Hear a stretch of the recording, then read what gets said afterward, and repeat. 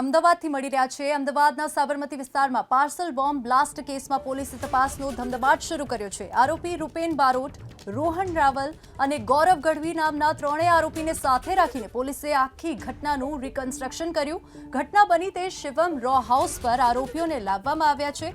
ત્રણેય આરોપીઓએ મળીને બળદેવ સુખડિયા નામના વ્યક્તિની હત્યાનો પ્રયાસ કર્યો હતો। ધરપકડ બાદ ત્રણેય આરોપીઓના પોલીસે 5 દિવસના રિમાન્ડ મેળવ્યા છે અને આજે આરોપીઓને સાથે રાખીને પોલીસે આખી ઘટનાનું રિકન્સ્ટ્રક્શન કર્યું। અધિકારીઓ દ્વારા તાત્કાલિક તપાસ કરી અને ગણતરીની કલાકોમાં આરોપીને જે તે સમયે ઝડપી લેવામાં આવેલા।